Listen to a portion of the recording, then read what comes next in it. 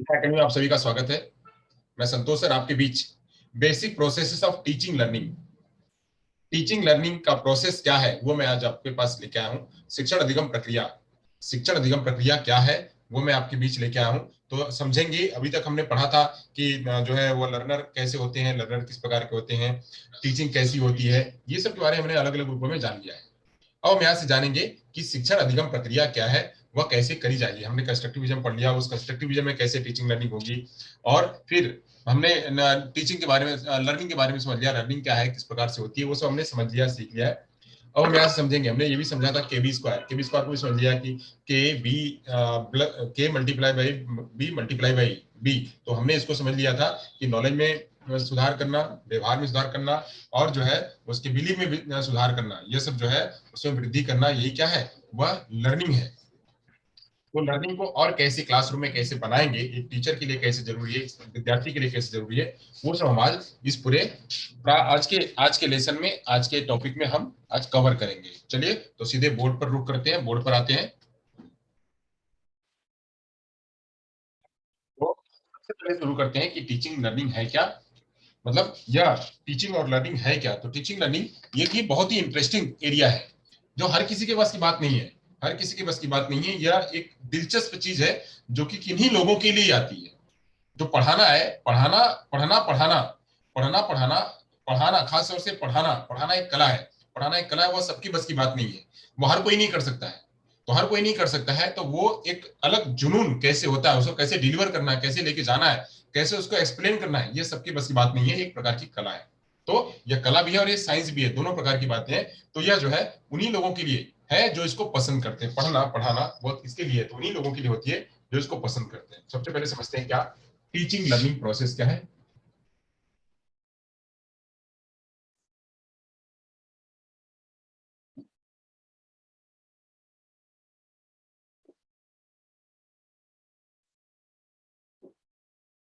Teaching learning process,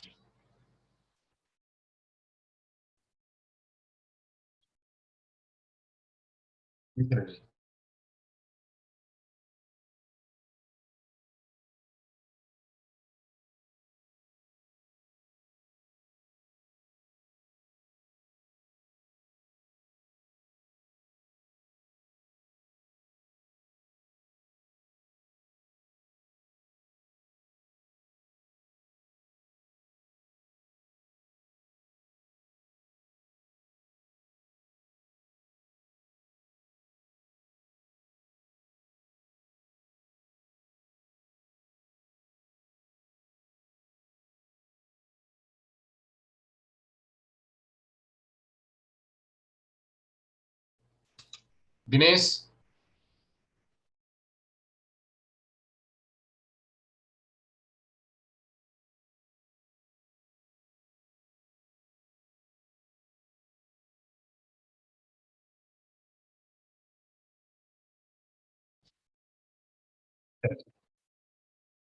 sorry, इसलिए मुझे काटना पड़ा। तो बात कर रहे थे हम कहाँ पे, टीचिंग लर्निंग प्रोसेस पे। तो टीचिंग लर्निंग प्रोसेस पे बात कर रहे थे हम कि टीचिंग लर्निंग प्रोसेस क्या है। तो टीचिंग लर्निंग प्रोसेस, जैसे कि यहाँ पे तीन शब्द दिखाई पड़ रहे हैं, एक है टीचिंग, दूसरा है लर्निंग और तीसरा है प्रोसेस। यानी यहाँ पे टीचिंग भी है, एक तरफ कोई टीचिंग कर रहा है और दूसरी तरफ कोई लर्निंग कर रहा है। एक तरफ कोई टीचिंग कर रहा है, दूसरी तरफ कोई लर्निंग कर रहा है, पूरे प्रोसेस में चल रहा है। यानी यहाँ पे कोई सेंडर है, कोई रिसीवर है, कोई सेंडर है, कोई रिसीवर है। सेंडर जो है वह रिसीवर को दे रहा है, सेंडर जो है रिसीवर को दे रहा है, रिसीवर क्या कर रहा है, उसको प्राप्त कर रहा है, फिर फीडबैक दे रहा है, उस हिसाब से पूरी प्रक्रिया चल रही है। ये पूरी प्रक्रिया चलेगी कैसे, जैसे संप्रेषण होता है, संप्रेषण में क्या होता है, एक इनकोडर होता है, दूसरा डिकोडर होता है। तो ऐसे यहाँ पे भी ये पूरी प्रोसेस चलती है। बट संप्रेषण में क्या होता है, संप्रेषण में कुछ जानबूझ करके लगाने की जरूरत नहीं होती है। वहां पे जो कुछ भी दिया जा रहा है नेचुरली वहां ग्रहण कर लिया था। बट यहाँ पे उद्देश्यपूर्ण होता है। टीचिंग लर्निंग में उद्देश्य होता है, यहाँ पे इंटेंशन होता है, इंटेंशन होता है कुछ देने की। और वो देने की, तो वैसे ही लर्निंग के लिए भी इंटेंशन होना चाहिए लेने की।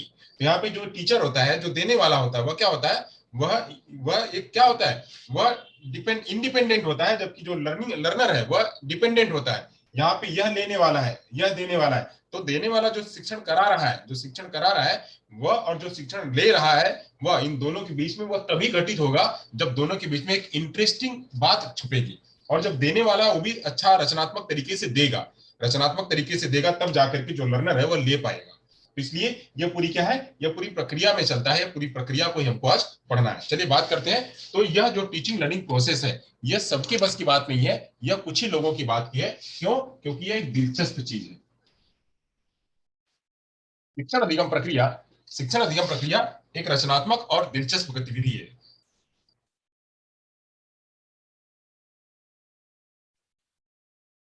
शिक्षण अधिगम प्रक्रिया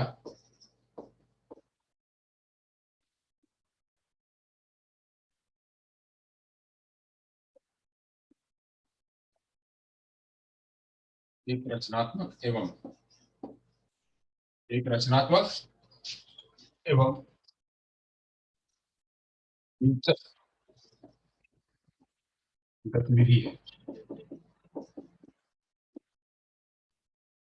क्यों? क्योंकि यहाँ पे क्या है, ये एकदम रचनात्मक मतलब क्या कि इस तरह से देना है, इस कंस्ट्रक्ट करके देना ऐसे कि सामने वाला जो लेने वाला है वो बिल्कुल अच्छी तरह से ले पाए। जैसे मैं यहाँ पे रिप्रेजेंट कर रहा हूं, मैं यहाँ पे ये मुद्दा आपके सामने रिप्रेजेंट कर रहा हूं, तो मैं इस तरह से रिप्रेजेंट करूं कि आपके मन में वह, मस्तिष्क में बिल्कुल भा जाए, बिल्कुल फिट हो जाए। तो वह तब जाकर के जब फिट हो जाएगा, आपको वह कॉन्सेप्ट हमेशा के लिए याद रहेगा। तो हमेशा के लिए याद कराने के लिए क्या होना चाहिए, रचनात्मक होना चाहिए, कंस्ट्रक्टिव वे में होना चाहिए, साथ साथ में कैसा होना चाहिए, वह एक दिलचस्प होना चाहिए। दिलचस्प मतलब क्या, इंटरेस्टिंग। तो एक कंस्ट्रक्टिव और इंटरेस्टिंग, यह दोनों तरीके से यह होना चाहिए। होना जब होगा तभी क्या होगा, वह अच्छी तरह से घटित होगा। तो अब यहाँ पे जो टीचिंग लर्निंग प्रोसेस है, टीचिंग लर्निंग प्रोसेस एक साधारण गतिविधि भी नहीं है, इतना आसान भी नहीं किसी को पढ़ाना, इतना आसान भी नहीं किसी को देना, किसी को डिलीवर करना। उसके लिए क्या करना पड़ेगा, उसके लिए पूरी तैयारी करनी पड़ेगी, उसके लेवल देखना पड़ेगा, उसके लिए इंफ्रास्ट्रक्चर जुटाना पड़ेगा, उनके लिए, उसके लिए पढ़ाने के लिए वह मुद्दे को बिल्कुल टू द पॉइंट जोड़ना पड़ेगा। तो जोड़ने का काम इतना आसान भी नहीं होता है। तो इसलिए क्या है, यह एक साधारण गतिविधि नहीं है, यह एक साधारण गतिविधि नहीं है कि तुरंत से शब्दों को लेके आना और शब्दों को उसी जगह पे जोड़ देना। यह इतना आसान काम भी नहीं होता है, इतना आसान काम नहीं होता है कि किसी शब्द को, किसी उदाहरण को ला करके तुरंत का तुरंत टू द पॉइंट वहां पे जोड़ देना ताकि बच्चे उससे लिंक करके पढ़ सकें। तो इसके लिए इतनी आसान गतिविधि नहीं होती, इसीलिए जो है सबके बस की बात नहीं होती, इसलिए इसको कला भी कहते हैं। यह एक साधारण गतिविधि नहीं है। क्या? यह टीचिंग लर्निंग जो है, वह जो प्रोसेस या टीचिंग कराना, बात करें यहाँ पे टीचिंग के विकास की, टीचिंग की बात कर लें तो टीचिंग इतना आसान काम नहीं है, किसी को पढ़ाना इतना आसान काम नहीं है। और सीखना भी इतना आसान काम नहीं है। सीखने के लिए भी क्या है, इंटेंशन लगाना पड़ेगा। अगर आपको बेहतर तरीके से सीखना है तो वहां पे आपको इंटेंशन लगाना पड़ेगा, वहां पे उसके प्रति रुचि लगानी पड़ेगी। और शिक्षण तो उससे भी मतलब देने वाला तो हमेशा कैसा होगा, जब देने वाला होगा तो देने वाले को भी इस तरह से देना कि लेने वाला बिल्कुल सहर्ष उसको स्वीकार करे, सहर्ष उसको स्वीकार करे। तो इसलिए यह क्या है, एक साधारण गतिविधि नहीं है, इसमें बहुत प्रकार की बातें जुड़ी होती हैं। इसीलिए इसको साइंटिफिक, इसको साइंस और आर्ट दोनों कहते हैं। यह क्या है, इसको आगे बात कर लें तो यह साधारण गतिविधि नहीं है, यह एक जटिल प्रक्रिया है। यह एक जटिल प्रक्रिया है। जटिल प्रक्रिया क्यों है? क्यों? क्योंकि यहाँ पे जो जिसको पढ़ाना है उसका हमको मेंटल रेडीनेस कराना पड़ता है, उसका हमको मेंटल रेडीनेस कराना पड़ता है, ताकि वह व्यक्ति जिसको हम पढ़ा रहे हैं वो हमारी तरफ बिल्कुल अटेंटिव रहे, हमारी तरफ बिल्कुल अटेंटिव रहे, अटेंटिव जब रहेगा, उसका फोकस रहेगा, तब वो जाकर के यही सोचेगा, हम जो पढ़ा रहे हैं, हम जो बता रहे हैं वही सोचेगा। अदरवाइज क्या होगा, उसका जो अटेंशन है वह शॉर्ट टर्म के लिए रहेगा, बाकी के लिए बाहर चला जाएगा, तो हम जो पढ़ा रहे हैं वो उसको समझेगा नहीं। इसलिए यह एक प्रकार की क्या है, जटिल प्रक्रिया है। इसे गंभीरता से लेने की आवश्यकता होती है। यह एक जटिल प्रक्रिया है, इसे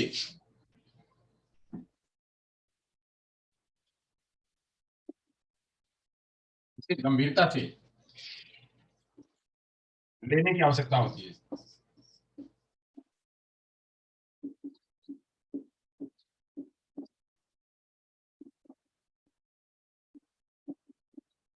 यह जटिल प्रक्रिया है, इसे गंभीरता से लेने की आवश्यकता पड़ती है। तो गंभीरता से क्यों? क्योंकि जब हम जब खुद फोकस्ड नहीं होंगे तो बच्चों को क्या फोकस कराएंगे, यानी जो लर्नर है उसको फोकस क्या कराएंगे, उसको कैसे कैसे अपनी तरफ खींचेंगे। तो इसलिए यह क्या है, एक जटिल प्रक्रिया है और इसे गंभीरता से लेने की आवश्यकता पड़ती है। और खास तब तो और जब हम विशेष बच्चों को पढ़ाते हैं, जब हम विशेष बच्चों को पढ़ाते हैं, विशेष आवश्यकता वाले बच्चों को पढ़ाते समय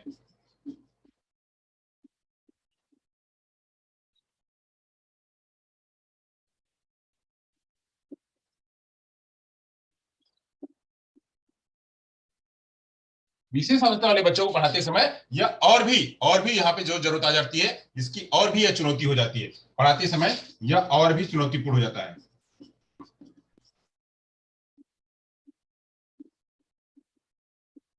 कैसे हो जाता है?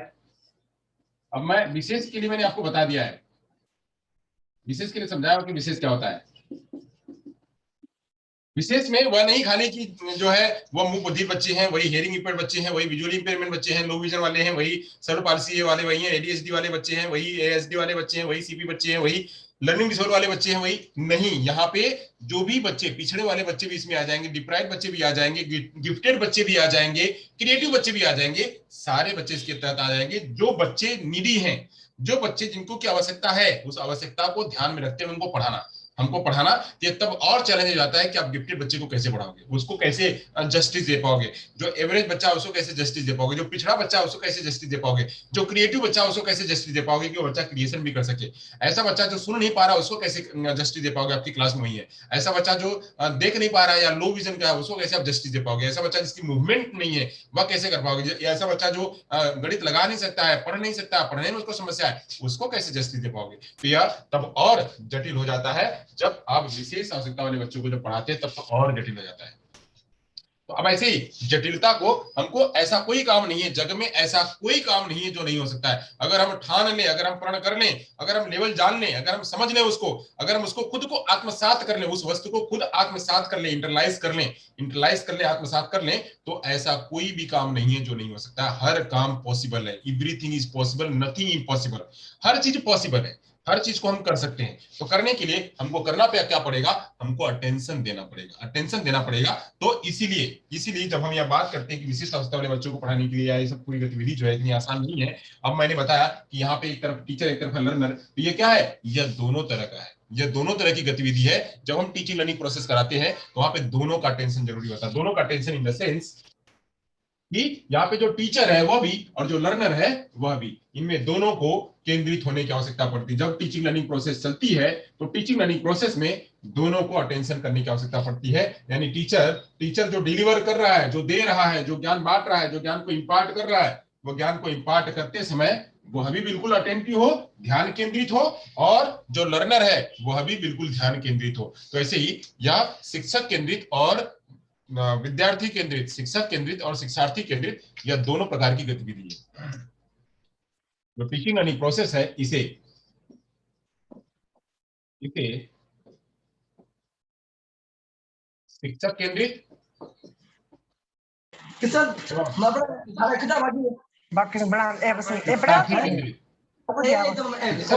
शिक्षार्थी केंद्रित, दोनों प्रकार की गतिविधि कहते हैं, दोनों प्रकार की गतिविधि कहते हैं। मेरे जो लिसनर है, जो ऑडियंस है, वो ध्यान करें कि यूट्यूब पे स्ट्रीमिंग हो रही है, तो प्लीज अपना वॉइस को म्यूट करके रखें। ये दोनों प्रकार की गतिविधि है। क्यों? क्योंकि मैंने आपको बताया कि ये जो है एक प्रोसेस में चल रहा है। यहाँ पे जो इनकोडर है वो टीचर है और जो डिकोडर है वो लर्नर है। जो टीचर जो कुछ भी दे रहा है, जो कुछ भी दे रहा है, वह बच्चा ले रहा है, वह ग्रहण कर रहा है, वो बच्चा ग्रहण कर रहा है। तो अब यहाँ पे क्या है, यह एक तरफ जब ये ले रहा है, जब टीचर दे रहा है, लर्नर ले रहा है, तो यहाँ से क्या हुआ, यह टीचर यहाँ पे एक्टिव हुआ। अभी यहाँ पे टीचर एक्टिव हुआ कि टीचर अभी दे रहा है। जैसे मैं अभी यहाँ पे मैं आपको दे रहा हूं, तो अभी मैं एक्टिव हूं, आप पैसिव हो। अभी मैं एक्टिव हूं, आप पैसिव हो। जब मैंने अपना बात बंद किया, फिर मैंने कहा कि आपने क्या सीखा मुझे बताइए, तो आप एक्टिव हो गए, मैं पैसिव हो गया, मैं सुन रहा हूं। तो एक तरफ क्या होगा, एक तरफ टीचर जो है, एक तरफ टीचर एक्टिव होगा, तो दूसरी तरफ जब टीचर का काम खत्म हो जाएगा, जब वो पूछेगा, फीडबैक लेगा, तो लर्नर जो वहां पे एक्टिव हो जाएगा। तो ये तो पूरी प्रोसेस में चलता है कि कभी टीचर, कभी लर्नर, कभी टीचर, कभी लर्नर, ये पूरी प्रक्रिया चलेगी। जब चलेगी, जब टू वे प्रोसेस होगा, जब टू वे प्रोसेस होगा, तभी क्या होगा, तभी वो टीचिंग होगी, तभी वो टीचिंग लर्निंग होगी। इसीलिए ये क्या है, इसीलिए इसको कहते हैं कि यह छात्र केंद्रित और विद्यार्थी केंद्रित दोनों प्रकार की गतिविधि है, दोनों प्रकार की गतिविधि है। इसमें चार अहम मुद्दे होते हैं, चार महत्व मुद्दे जो है ध्यान करे जाते हैं। जब यह होती कैसे है, तो इसमें चार मुद्दे हम ध्यान करते हैं और चारों मुद्दे इसमें आ जाते हैं, चारों मुद्दे आ जाते हैं। टीचिंग लर्निंग प्रोसेस के चार अहम बिंदु होते हैं।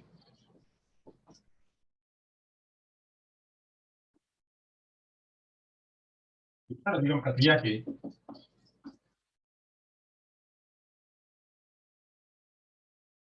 चार मुख्य बिंदु होते हैं।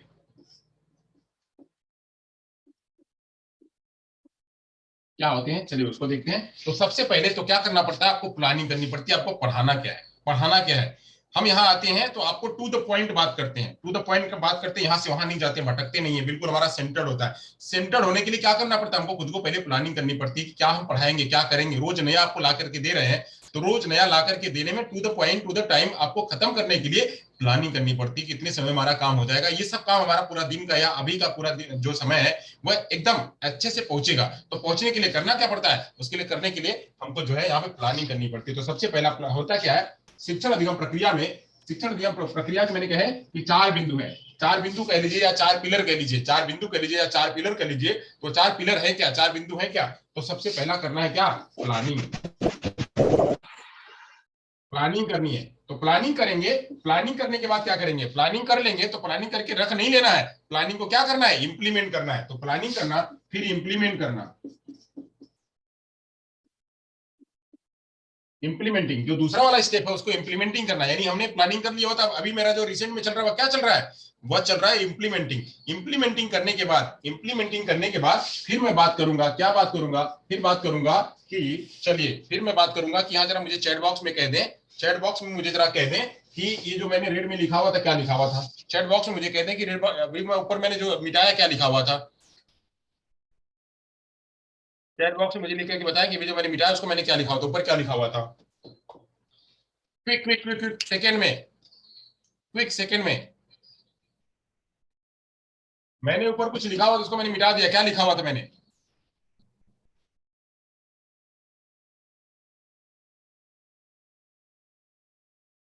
और जल्दी से, और जल्दी से। Very good very good very good, very good, सुंदर, अति सुंदर। यहाँ पे क्या है, यहाँ पे हमने क्या लिखा हुआ था, टीचिंग नहीं, टीएलएम नहीं है, दीनू टीएलएम नहीं है, दीनू जी टीएलएम नहीं है। हाँ, टीचिंग लर्निंग प्रोसेस है, टीएलपी, टीएलएम नहीं, टीएलपी, टीचिंग लर्निंग प्रोसेस। बहुत बढ़िया, सुंदर। हाँ, टीएलपी तो लिखा हुआ था मैंने क्या, टीएलपी। अब ये क्या हुआ, अभी आप क्या कर रहे हो, अभी आप क्या, हाँ कोई बात नहीं है। अभी आप देखिए, मैं मेरा और अभी अभी तक मैं एक्टिव था, अब आप एक्टिव हो गए, सो रहे होंगे या जो भी कर रहे होंगे, आप तुरंत एक्टिव हो गए। तो एक्टिव हो गए तो ये करना क्या, पहले प्लानिंग करना, इंप्लीमेंटिंग करना, इंप्लीमेंट कर दिया। अब इंप्लीमेंट करने के बाद क्या है, आगे आएगा पार्ट इवेल्युएट करना। जैसे मैं पढ़ाने के बाद आपको देता हूँ सो जांच करो, सो जांच करो, तो सो जांच में क्या होता है, पूरे पढ़ाने का आपका जांच होता है, पूरे पढ़ाने का आप अपनी खुद से जांच करो कि हमने कितना पढ़ा, कितने सीखा। तो क्या होता है, उसके बाद होता है इवेल्युएट करना, इवेल्युएटिंग होता है उसके बाद वाला पार्ट, इवेल्युएटिंग होता है। और जो लास्ट वाला पार्ट होता है, लास्ट वाला पार्ट होता है फॉलो अप लेना कि कल हमने पढ़ाया क्या था, क्या काम दिया हुआ था, कहाँ रह गया था, किसमें कमी रह गई थी, वो फॉलो अप लेना, वो फॉलो अप लेना। तो यह एक शिक्षण अधिगम प्रक्रिया में, एक शिक्षण अधिगम प्रक्रिया में इतनी सारी बातें चलती हैं, इतनी सच्ची बातें चलती हैं, क्या क्या, कि प्लानिंग, इंप्लीमेंटिंग, इवेल्युएटिंग और फॉलो। ये चार बातें, चार पिलर होते हैं कि पढ़ाना पहले तो जो पढ़ाओगे आप, जो पढ़ाओगे उसका प्लानिंग करोगे, प्लानिंग मतलब उसका प्लानिंग करने के बाद फिर आकर के पढ़ाओगे आप, पढ़ाने के बाद उसको इवेल्युएट करोगे कि बच्चों ने कितना सीखा, आपने कितना सिखाया, आपका शिक्षण अधिगम प्रक्रिया हुई कैसी, प्रभावी हुई, डल हुई, कि आपका जो उद्देश्य आप बना करके आए थे कि ज्ञान देना है बच्चे को, अंडरस्टैंडिंग देनी है बच्चे को, अप्लाई करवाना है बच्चे को, क्या हुआ, सब पूरा हो गया। जिस जिस मुद्दे को आप लेके आए थे वह मुद्दा पूरा हो गया, तो वह देखना। फिर साथ साथ में देखना कि अगर जो कुछ रह गया है तो उसको फॉलोअप कैसे लोगे आप। तो फॉलोअप लेने के लिए फॉलोअप लेने के लिए आप फॉलोअप लोगे, फॉलोअप लेने के लिए वापस से क्या करोगे, प्लानिंग करोगे, वापस से प्लानिंग करोगे, वापस इंप्लीमेंट करोगे, वापस इवेलुएट करोगे, उसमें कुछ कमी रहेगी उसका फॉलोअप लेने के लिए वापस से ये करोगे। तो ये पूरी प्रक्रिया जो है वो चलती रहती है, पूरी प्रक्रिया चलती रहती है। इस पूरी प्रक्रिया में जो मेन मुद्दे होते हैं, जो मेन दो मुद्दे होते हैं वो कौन होते हैं, एक होता है टीचर, दूसरा होता है लर्नर। ये दोनों के बीच में पूरी प्रक्रिया चलती है। तो ये पूरी प्रक्रिया को चलाने के लिए 4 पिलर काम आते हैं। वो 4 पिलर कौन कौन से होते हैं, तो पहला पिलर है वो इंप्लीमेंटिंग, दूसरा है प्लानिंग, इंप्लीमेंटिंग, इवेलुएटिंग और फॉलो। ये 4 मुद्दे जो है वो लिए जाते हैं पढ़ाने के लिए। चलिए आगे बात करते हैं, यहां तक हो गया। अब हम इसके कुछ सिद्धांत ले लेते हैं कि जब टीचिंग लर्निंग प्रोसेस है जब काम करती है तो किस सिद्धांत के बेस पर काम करती है। टीचिंग लर्निंग प्रोसेस कौन से सिद्धांतों को ध्यान में रखकर के बात करिए, यानी इसका प्रिंसिपल्स क्या है। हर किसी का प्रिंसिपल होता है, उसी प्रिंसिपल के आधार पर काम होता है, यानी वह चीजें उसमें रखी जाती हैं, उसको ही मुद्दे में रखा जाता है, उसको ही माइंड में रखा जाता है, तब पढ़ाया जाता है। चलिए तो इसके क्या प्रिंसिपल है वो समझ लेते हैं। अभी तुमने पिलर समझे, इसके बिंदु समझे कि प्लानिंग होता है, इंप्लीमेंटिंग होता है, इवेलुएटिंग होता है और उसके बाद जो है फॉलोअप होता है। इतना हमने समझा। अब हम समझते हैं कि टीचिंग लर्निंग प्रोसेस का जो है उसकी प्रक्रिया का सिद्धांत क्या होता है। अभी मैं शॉर्ट में लिखता हूं टीएलपी के सिद्धांत, टीएलपी के सिद्धांत। टीएलपी के सिद्धांत क्या है उसकी चर्चा कर लेते हैं। तो टीएलपी का सिद्धांत है, सबसे पहला तो सिद्धांत है कि बिल्कुल निश्चित उद्देश्य होना चाहिए आपका, निश्चित उद्देश्य का सिद्धांत। भाई भटकना नहीं है, टीचिंग लर्निंग प्रोसेस में भटकना नहीं है कि हम यहां भी चले गए, यहां भी चले गए, यहां भी चले गए, यहां भी चले गए, यहां भी चले गए, यहां भी चले गए। भैया दिन भर कहां घूम रहे हो, दिन भर कहां घूम रहे हो। पता लगा कि आप जो है आपने शुरू किया क से, शुरू किया क से, तो क के बाद चले गए यहां पे, चले गए यहां पे कलकत्ता, कलकत्ता चले गए। फिर कलकत्ता चलने के बाद फिर आगे कालीकट। अरे भाई कलकत्ता और कालीकट आ गए, कालीकट के बाद फिर उसी में आ गए दूसरी जगह, दूसरी जगह पे आ गए कहां पे, तो कोलाबा पहुंच गए।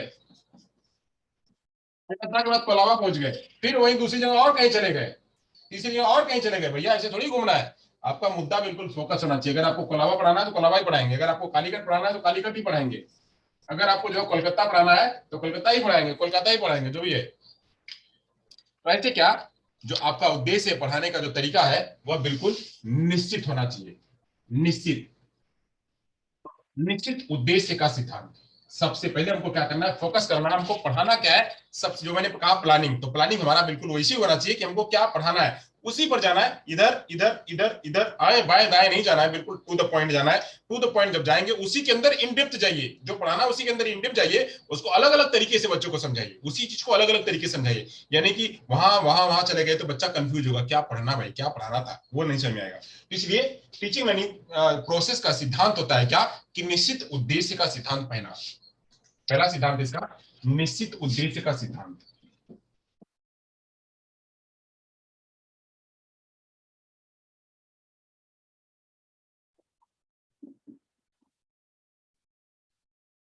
तो अंग्रेजी में कहते हैं क्या, कि प्रिंसिपल ऑफ डिफिनिट एम।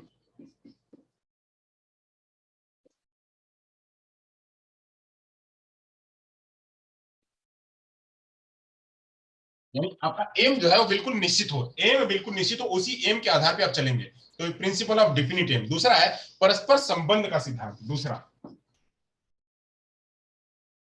परस्पर संबंध का सिद्धांत,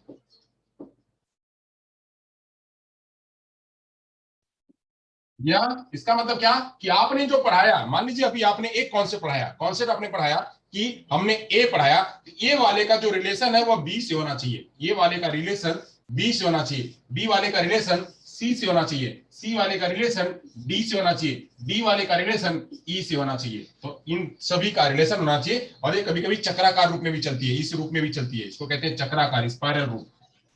स्पाइरल रूप में भी चलती है। स्पाइरल रूप क्या कहती है, एक दूसरे का रिलेशन दूसरे से होना चाहिए। तो परस्पर संबंध, जो आप पढ़ा रहे हैं तो परस्पर संबंध क्या, परस्पर संबंध आपका जो आपका शिक्षण है, जो अधिगम है उससे, जो टीचर है, जो विद्यार्थी उससे, जो वहां पे बिल्कुल जिस समाज में पढ़ा रहे हैं उससे, हर चीज का रिलेशन होना चाहिए। दैनिक जीवन की उपयोगिता से भी जीव उसका निर्माण होना चाहिए। तो ये इसीलिए कहता है क्या, कि यह परस्पर संबंध का सिद्धांत बनाती है, प्रिंसिपल कोरिलेशन एंड, और फिर प्रिंसिपल ऑफ कोरिलेशन इस पर करती है। और क्या करती है, ये रेडीनेस पर भी बात करती है। ठीक है।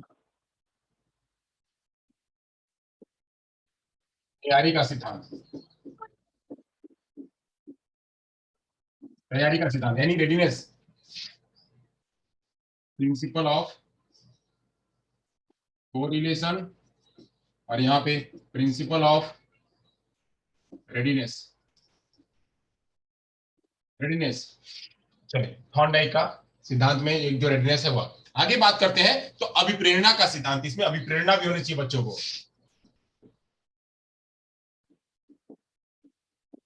अभिप्रेरणा का सिद्धांत तो प्रिंसिपल ऑफ मोटिवेशन, बच्चों को लगातार मोटिवेट करना कि आप ये पढ़ेंगे उसके बाद ये पढ़ेंगे उसके बाद ये पढ़ेंगे, बच्चे उससे मोटिवेट हो ताकि वो आपके प्रति आकर्षित रहें, लगातार आकर्षित रहें, और आकर्षित रहेंगे तो सीखेंगे। Principle of motivation. पांचवा मुद्दा क्या है? पांचवा मुद्दा कहता है पुनरीक्षण एवं अभ्यास का सिद्धांत, पुनरीक्षण एवं अभ्यास का सिद्धांत। अच्छा अब बताइए, हमने यहाँ पे अभ्यास तो बता दिया, रेडीनेस बता दिया, एक एक जो है थॉर्नडाइक की एक बात और बच रही है, वो क्या है जरा जवाब दीजिएगा। तो हमने रेडीनेस बता दिया, हमने अभ्यास बता दिया, एक्सरसाइज बता दिया, एक चीज भी बच रही है थॉर्नडाइक की, जो तीन उनके मुख्य सिद्धांत है, जरा क्विक आंसर करिए। तो बात करते हैं पुनरीक्षण एवं अभ्यास का सिद्धांत, पुनरीक्षण एवं अभ्यास का सिद्धांत। तो यहाँ पे principle of revision and practice, revision and practice. मैंने थॉर्नडाइक का मेन सिद्धांत और पूछा था भैया, तत्परता हो गया, जगदीश जी तत्परता हो गया, ये रेडीनेस, यही तैयारी या तत्परता हो गया, तत्परता हो गया, यहाँ पे अभ्यास भी हो गया, एक्सरसाइज या प्रैक्टिस ये भी हो गई। तीसरा भी बाकी हो, तीसरा हमको बताइएगा, छठवें में चलते, जब तक आप लोग बताइए। फिर है पुनर्बलन का सिद्धांत, फिर है क्या? पुनर्बलन का सिद्धांत। उसी के आधार पे जो पुनर्बलन भी है, उसी के आधार पे जो अब लास्ट हमको बताओगे, उसी के आधार पे पुनर्बलन जी को लाने का काम स्किनर जी ने किया हुआ था। तो पुनर्बलन का सिद्धांत, बच्चों को लगातार पुनर्बलन भी मिलना चाहिए। जैसे आपने जवाब दिया, मैंने कहा नहीं गलत है, गलत है, ये जवाब ये मेरा तुरंत ऑन स्पॉट आपको जवाब देने का काम की नहीं, तत्परता नहीं हो सकता है इसका। एक दो तो यहाँ पे हो गया, रेडीनेस हो गया, यहाँ पे दिखा दिया मैंने, प्रैक्टिस यानी एक्सरसाइज भी दिखा दिया। तीसरा एक बाकी है, तीसरा बाकी है थॉर्नडाइक का जो तीसरा मुख्य नियम है वो क्या? हाँ वेरी गुड, प्रभाव का नियम। तो प्रभाव का नियम भी जो यहाँ पे है, ऐसे एक्टिव रहिए सभी लोग। तो क्या यहाँ पे पुनर्बलन का सिद्धांत, पुनर्बलन का सिद्धांत, पुनर्बलन का सिद्धांत मतलब क्या? Principle of reinforcement. बच्चे को लगातार, जैसे मैंने कहा हाँ बहुत अच्छा, वेरी गुड, ये क्या है? हाँ प्रभाव, वेरी गुड वेरी गुड, बहुत सुंदर, कितना अच्छी तरह से जवाब देते हैं आप लोग, और सारे एक्टिव रहिए, सभी लोग एक्टिव रहिए, मस्त। तो ये क्या है? ये लगातार आपके लिए रीइंफोर्समेंट भी है, और आप इससे हो रहे हैं। अब आगे है क्या? उद्दीपन का सिद्धांत, सातवां, उद्दीपन का सिद्धांत। यानी आपको स्टिमुलस भी मिल रहा है, वहां से आपको देख करके आपको प्रेरणा भी मिल रही है, वहां से आपको मिल रहा है सब कुछ। यहाँ पे क्या है? Principle of stimulation, principle of stimulation. एक दूसरा जवाब दे रहा है तो अब भी उसके लिए जवाब देने के लिए प्रेरित होते हैं। यहाँ से आपको स्टिमुलस मिल रहा है कि आप एक दूसरा जवाब दे रहा है, उसे देख करके हमको भी जवाब दे रहा है। तो ऐसे ही एक ऐसा क्रिएट होना, एक ऐसा वातावरण क्रिएट होना जहां से कि आपको वहां से सीखने के लिए मिले। तो ये क्या है? स्टिमुलस का भी सिद्धांत। तो उद्दीपन का सिद्धांत, ये इन सिद्धांतों के आधार पे जो है हमारे टीएलपी काम करती है। तो टीएलपी में क्या होना चाहिए? टीएलपी में उद्देश्य जो है बिल्कुल प्रमुख होना चाहिए, उद्देश्य निश्चित होना चाहिए। टीएलपी में टीचिंग लर्निंग प्रोसेस कराते समय एक टीचर हमेशा बिल्कुल फोकस्ड हो कि वही पढ़ाना है। दूसरी बात कही जा रही है कि परस्पर संबंध, यानी एक पार्ट का दूसरे पार्ट से, एक कॉन्सेप्ट का दूसरे कॉन्सेप्ट, तीसरे कॉन्सेप्ट से रिलेशन होना चाहिए, रिलेशन होना चाहिए, वो उसी के इर्द गिर्द घूमे। ऐसी मैं टीएलपी की बात कर रहा हूं, तो आज मैं टीएलपी की 1 घंटे में अगर टीएलपी पढ़ाऊंगा तो टीएलपी टीएलपी टीएलपी हजारों बार मैं टीएलपी शब्द यूज करूंगा, हजारों बार मैं टीएलपी शब्द यूज करूंगा। जो भी पढ़ाऊंगा उसको मैं टीएलपी से लाकर के जम कराऊंगा, उसे टीएलपी से लाकर के रिलेट करूंगा। क्यों? क्योंकि मेरा मुद्दा क्या है?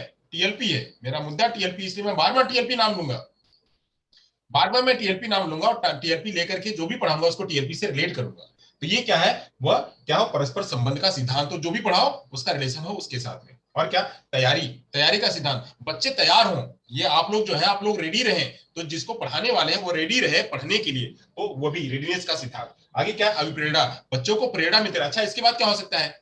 इसके बाद क्या हो सकता है, तो बच्चों को प्रेरणा मिले कि हम और कुछ सीखे। प्रेरणा जो है इंटरनल एक्सटर्नल किसी प्रकार की जो है प्रेरणा हो सकती है। पुनर्बलन, अब बच्चों ने कुछ जवाब दिया तो बच्चों को शाबाशी कहो, कुछ भी करो उनको दो, तो वो बच्चों को पुनर्बलन मिलेगा। तो पुनर्बलन का भी सिद्धांत इसके साथ में आता है। साथ साथ में उद्दीपन, बच्चों को वहां से कुछ रिएक्शन मिले, वहां से मिले ताकि वो और सीखने के लिए तैयार हो। तो यहाँ पे उद्दीपन का भी सिद्धांत होता है। ये सब चीजें जो है हमें देखने को मिलती है। चलिए हम बात करते हैं टीएलपी के 5P। इसमें 5P काम करते हैं, 5P।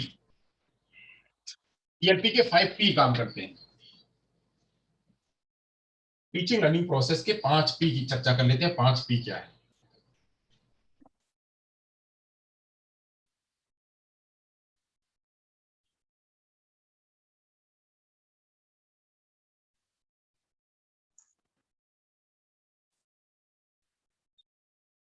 टीएलपी के 5P।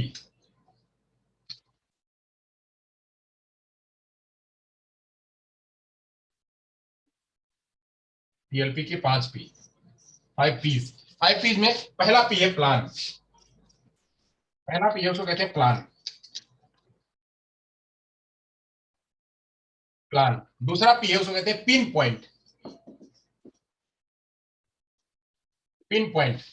तीसरा पी क्या है? प्रेजेंटेशन।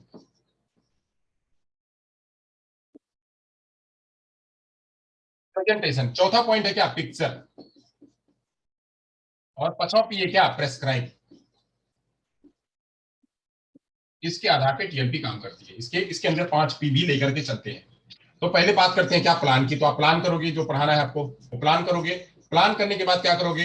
प्लान को आप पिन पॉइंट करके रखो। जो प्लान है उसी प्लान, जैसे आपने पिन को क्या करते हैं, इसको यहाँ पे जोड़ लेते हैं, पिन करते हैं ना, पिन, इसी को लेकर के चलना हमको।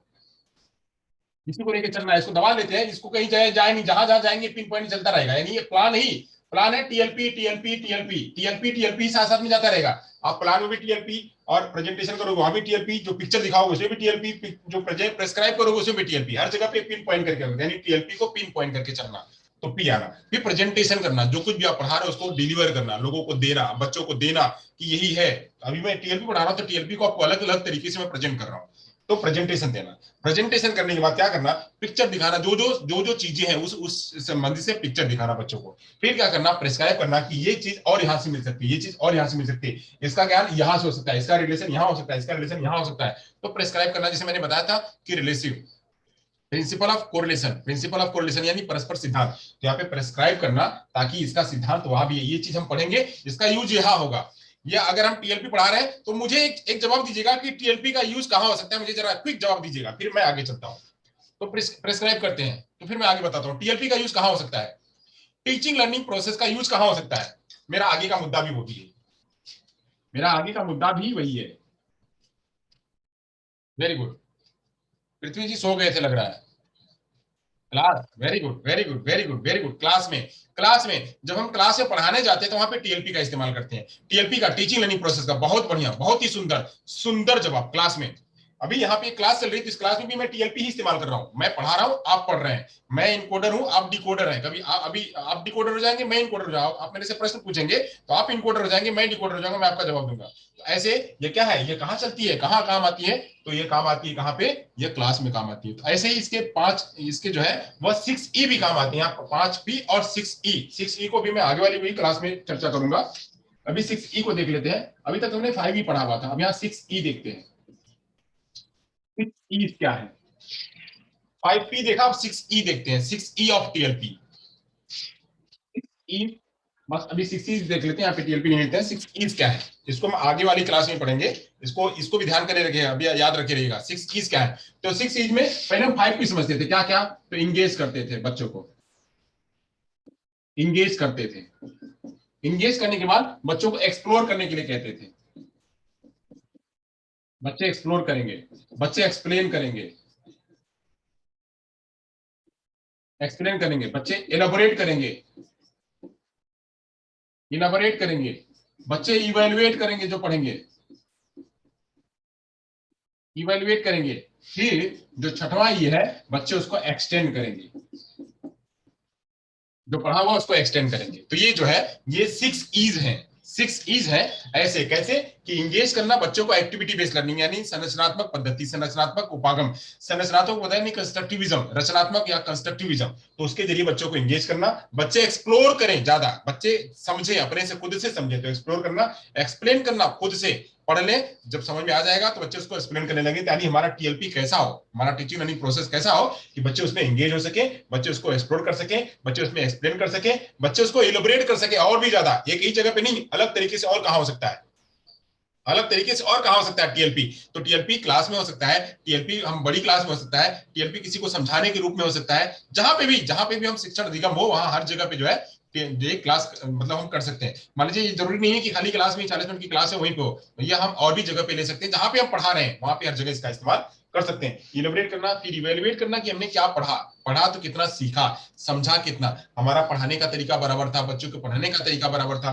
जो टीएलएम मटेरियल यूज हुआ वह सब बराबर था, जो एम हमने बनाया हुआ था, जो प्लान बना हुआ था सक्सेस हुआ नहीं हुआ, ये सब चर्चा करना पता चलता हमको इवेलुएट से। फिर बात करते हैं एक्सटेंड की, उसको और कहां लेके जाएंगे, पढ़ाएंगे कहां, इसका और क्या रूप हो सकता है, जैसे हम कहते हैं पार्ट ए खत्म हुआ पार्ट बी पढ़ेंगे, पार्ट ए खत्म हुआ पार्ट बी पढ़ेंगे, जैसे अभी हम लर्निंग पढ़ रहे हैं, अभी हम लर्निंग पढ़ रहे हैं, तो लर्निंग पढ़ते तो एक दिन में कॉन्सेप्ट था, लर्निंग मतलब क्या, सीखना, सीखना, जो कुछ भी नई बातें हैं सीखनी या पुरानी बातें सीखनी, नए में उसे में एसोसिएट कर देना, स्कीमा बना लेना, सीखना हो गया, बस खत्म हो गया। बट हम पार्ट 1 पार्ट 2 पार्ट 3 पार्ट 4 लेकर के चल रहे हैं, उसको एक्सटेंड कर रहे हैं, आगे के जगहों पे, आगे के जगहों पे एक्सटेंड कर रहे हैं। वही क्या है, सीखना का मतलब उसको एक्सटेंड करना। मान लीजिए एक एक्सटेंड पे एक और एग्जांपल ले लेता हूं फिर आगे बढ़ता हूं, इन सभी का रिलेशन है हमारे आगे आगे के मुद्दे में, जब मैं आगे की अभी और पढ़ाऊंगा तो उसमें ये मुद्दे हैं कैसे हैं। चलिए बात करता हूं कि एक्सटेंड कैसे करना, बच्चे ने इतना सारा कुछ कर लिया, ये भी खत्म हो गया, ये भी खत्म हो गया, ये भी खत्म हो गया, ये भी खत्म हो गया, ये भी खत्म हो गया, अब बच्चों को एक्सटेंड करना है। एक्सटेंड का रिलेशन कहां होगा, हमारे जो मैंने वो चार, ध्यान करिएगा, मेरा प्रश्न है आप लोगों से, जवाब दीजिएगा, मेरा प्रश्न है आप लोगों से, मैंने 4 पिलर बताए थे, एक शुरू में 4 पिलर बताए, 1 2 3 और 4, 4 में से ये एक्सटेंड कहां आएगा, जवाब दीजिएगा। मैंने यहाँ पे बताया था प्लानिंग, यहाँ पे बताया था जो है इम्प्लीमेंटेशन, यहाँ बताया हुआ था मैंने इवेल्युएशन, और यहाँ पे एक चीज बताई हुई थी, ये था फॉलो। यहाँ इनमें से ये में से एक्सटेंड कहाँ पे आएगा, बताइए जरा, एक्सटेंड कहाँ पे आएगा। इसी टीएलपी में पढ़ाते समय मैंने कहा था कि इसके 4 बिंदु हैं, 4 पिलर हैं, ये 4 पिलर, पहला पिलर, दूसरा, तीसरा, चौथा, ये एक्सटेंड किस में आएगा, जवाब जल्दी से क्विक, एक्सटेंड किस में आएगा, प्लानिंग में आएगा, एक्सटेंड इंप्लीमेंटेशन में आएगा, एक्सटेंड इवेल्युएशन में आएगा, या एक्सटेंड फॉलोअप में आएगा, किस में आएगा। भी हमने कर लिया, एंगेज करा दिया, एक्सप्लोर करा दिया, एक्सप्लेन करा दिया, इलेबोरेट करा दिया, इवेलुएट करा दिया, ये सब हो गया बच्चे का। वेरी गुड, वेरी गुड, बहुत सुंदर जवाब, बहुत सुंदर जवाब। कहाँ आएगा, फॉलो, फॉलो मतलब क्या, अब उसको बढ़ाना, आगे लेना, उसकी आगे की चीज पढ़ाना, क्या कम रह गया है, क्या ज्यादा हो गया है, उसका फॉलोअप लेना, उसका फॉलोअप लेना, फॉलोअप लेना ही क्या है, वह एक्सटेंड है। चलिए एक एग्जांपल की तरह ले लेते हैं, अभी इसका एग्जांपल हालांकि मैं और आगे लूंगा, फिर भी यहाँ पे एक एग्जांपल ले लेता हूं। मान लीजिए एक बच्चे को, मान लीजिए आपने एक बच्चे को पढ़ा दिया, यहाँ पे 2+2, एक छोटा बच्चा है, 2+2 आपने पढ़ा दिया, इसको कहा कि यहाँ पे 2 चीजें हैं, यहाँ पे 2 चीजें हैं, 2 मिलकर के हो गई 4।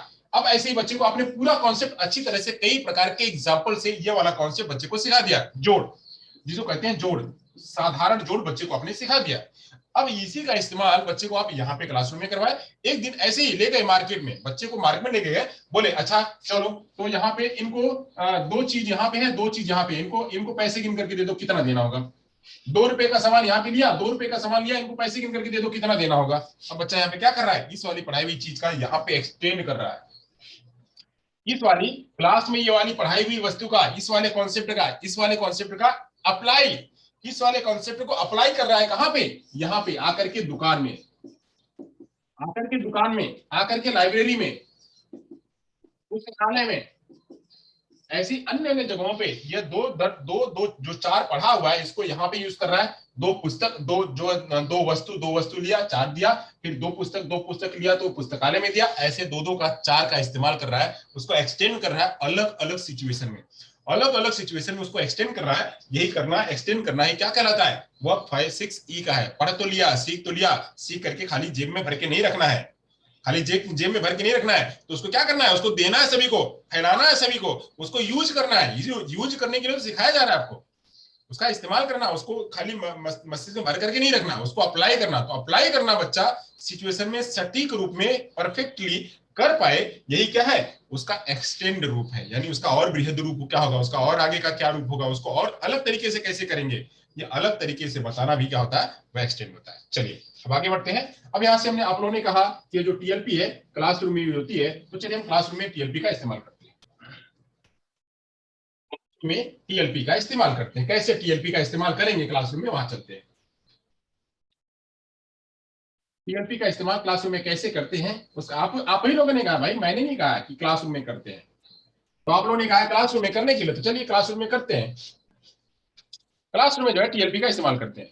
चलिए, तो सबसे पहले जो टीएलपी होती है, जब हम क्लासरूम में पढ़ाने जाते हैं, कोई भी लेसन पढ़ाने जाते हैं, तो पढ़ाने जाने से पहले हम जो है वो तैयारी करते हैं, रेडीनेस रेडीनेस करते हैं कि बच्चा तैयार रहे, कि पढ़ने के लिए जो हम पढ़ाने जा रहे हैं उसके लिए तैयार है क्या, रेडीनेस, जो हमने कहा था रेडीनेस का सिद्धांत। रेडीनेस का सिद्धांत, तो वो रेडीनेस का सिद्धांत हमको लेके आना है।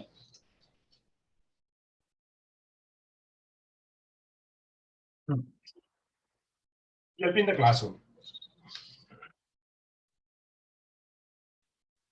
TLP in the classroom.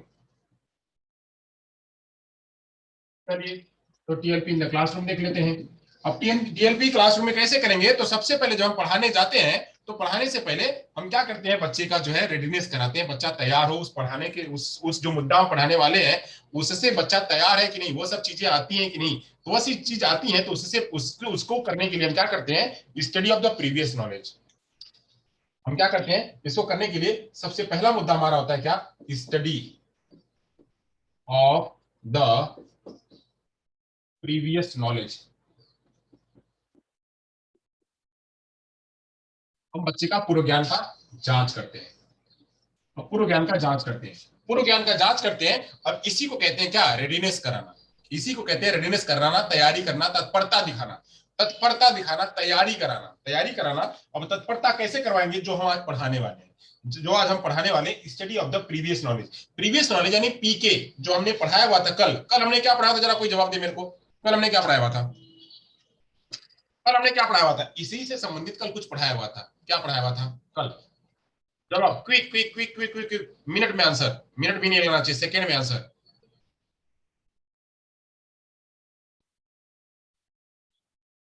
Quick quick quick quick quick, भूलिए नहीं, फटाफट फटाफट, जल्दी जल्दी जल्दी जल्दी, समय कम है हमारे पास। जल्दी जवाब दीजिए, क्या पढ़ाया हुआ था कल।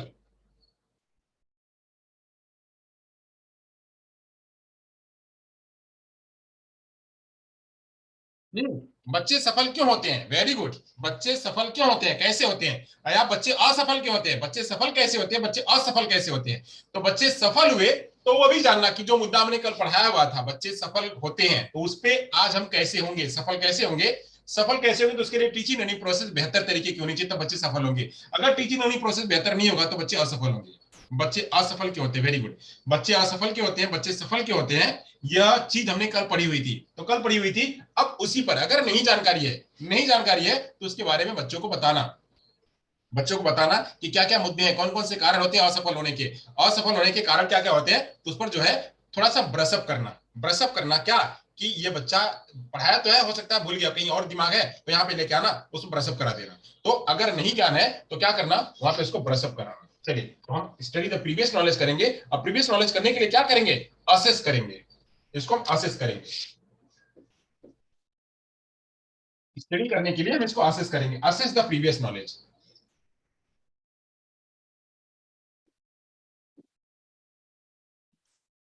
Assess the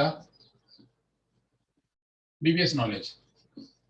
assess the previous knowledge, previous knowledge को असेस करेंगे। अब ये देखेंगे कि क्या जो हमारा पीके है, पीके सफिशियंट है। यहाँ पे चेक करेंगे, is PK sufficient, is PK sufficient. क्या हमको आगे पढ़ाने से पहले ये पीके हमारा सफिशियंट है, सफिशियंट मतलब पर्याप्त है, कि आपको इतना सारा कुछ पता है। बच्चे असफल क्यों होते हैं, बच्चे असफल क्यों होते हैं, सफल कैसे होते हैं, बच्चे असफल, बहुत बढ़िया, इतने सारे लोगों ने जवाब दिया। तो यह जो आज हम पढ़ाने वाले, उस पढ़ाने से संबंधित बच्चों का ज्ञान बराबर है। मान लीजिए हम यहाँ पे मैथ पढ़ा रहे हैं, मैथ पढ़ा रहे हैं, तो मैथ पढ़ाने के लिए हमको पढ़ाना है यहाँ पे 26 गुणे 6 पढ़ाना है, 26 गुणे 6 पढ़ाना है। तो क्या बच्चों को इससे इससे पहले ये 26 का 6 का मतलब पता है, 6 में 6 का पहाड़ा बच्चे को पता है, 6 में 6 का गुणा कैसे करते हो बच्चे को पता है, जोड़ते कैसे हो बच्चे को पता है, मिलाते कैसे हो कैसे पता है, ये गुणा की प्रक्रिया कैसे करते हैं ये सब पता है। क्या यह सब पता है, अगर यह पता होगा तभी बच्चा इस गुणे को लगा पाएगा, अदरवाइज नहीं लगा पाएगा। तो ये पढ़ाने के लिए, ये हमारा नया है, ये हमारा न्यू है, ये एनके है, इसको कहेंगे एनके। अब एनके से पहले बहुत सारी प्रक्रियाएं जरूरी है, एनके से पहले बहुत सारी प्रक्रियाएं जरूरी है। क्या वो बच्चे को आता है? क्या बच्चे को 6 में 6 का गुणा करने आता है? 6 में 6 गुणा करेंगे तो कहां लिखेंगे? जो बच्चे का उसको कहां लिखेंगे, क्या लिखेंगे, कितना लिखेंगे? क्या यह प्रोसेस बच्चे को पता है? पता है? अगर नहीं पता है, बच्चे को नहीं पता या बच्चा भूल गया है, तो क्या करना, ये चेक करना, इज पीके सफिशिएंट? अगर नहीं, अगर नहीं, अगर नहीं, यहां पे बात आती है नहीं, तो क्या करना है? अगर बात आती है नो, नहीं, तो क्या करना है? यहाँ पे ब्रशअप करना है बच्चे के ज्ञान को। अभी यहां नहीं जाना आपको, एनके नहीं आना, अभी इसी को क्लियर करना है, इसी को समझाना है, इस पर ब्रशअप करना है कि बच्चे को 6 में 6 का गुणा आ जाए, 6 में 2 का आ जाए, इसको कितना करेंगे वो आ जाए, जोड़ना कैसे होता है, घटाना यहाँ पे, यहाँ कहाँ लिखेंगे, फिर नीचे कहाँ लिखेंगे, ये सारा कुछ इसको ब्रशअप करना है। तो सबसे पहले अगर नहीं है, ये सफिशियंट नहीं है, तो इस पर ब्रशअप करना। क्या करना? ब्रशअप, ब्रशअप करना, ब्रशअप करना। ब्रशअप क्या? पीके, पीके पर ब्रशअप करना कि पीके हमारा सही हो जाए, सफिशियंट हो जाए। अब जब ब्रशअप कर लिया, सफिशियंट हो गया, तब हम आगे बढ़ेंगे। जब सफिशियंट हो गया तो हम क्या करेंगे? आगे बढ़ेंगे, आगे बढ़ेंगे। अब क्या करेंगे? अब हमने ये चेक कर लिया कि बच्चे के पास इतना तो है, चलिए अब हम क्या करेंगे? अगर हो गया तो हम नए नॉलेज का ऑर्गेनाइज करेंगे, क्या हमको पढ़ाना है, यह जो नया नॉलेज था उसको हम ऑर्गेनाइज करेंगे। जब एथ हो गया, अब यहाँ पे नो था तो ब्रशअप किया, अब यस हो गया, यस हो गया तो हम आगे बढ़ेंगे, आगे बढ़ेंगे, आगे बढ़ेंगे तो क्या करेंगे? हम ऑर्गेनाइज करेंगे नए नॉलेज का,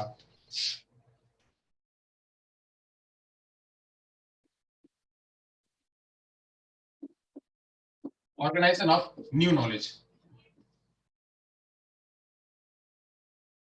नए नॉलेज का ऑर्गेनाइज करेंगे कि क्या हमको नया नॉलेज देना है।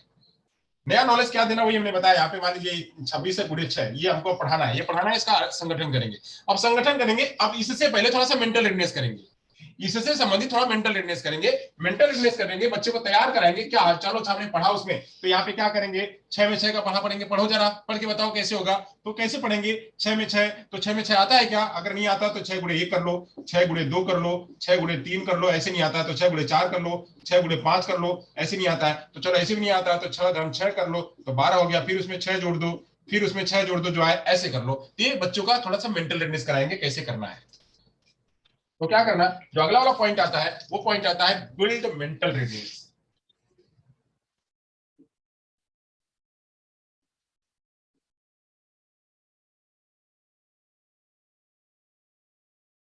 बच्चे का मेंटल रेडनेस कराना, बच्चे का मेंटल रेडनेस कराना। अब बच्चे का मेंटल रेडनेस हो गया, तब आगे क्या कराना? अब आगे क्या कराना? मेंटल रेडनेस हो गया, अब थोड़ा सा उसका इंट्रोडक्शन कराना कि ये इसको इसको हम पढ़ेंगे, आज हम ये पढ़ेंगे, आज हम ये पढ़ेंगे, आज हम ये पढ़ेंगे, आज हम ये पढ़ेंगे। बच्चे को इंट्रोडक्शन कराना कि हमको ये पढ़ना है, तो बच्चे को इंट्रोडक्शन कराना और थोड़ा सा पीछे वाली चीजें भी जोड़े देना। अब यहाँ पे क्या करेंगे? इंट्रोडक्शन करवाएंगे बच्चे का, इंट्रोडक्शन,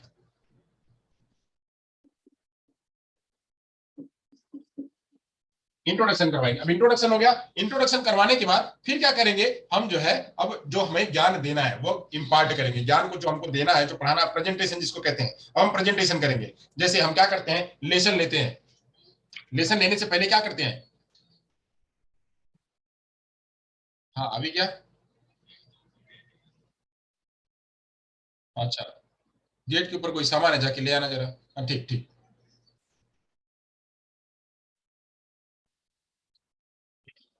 इंट्रोडक्शन,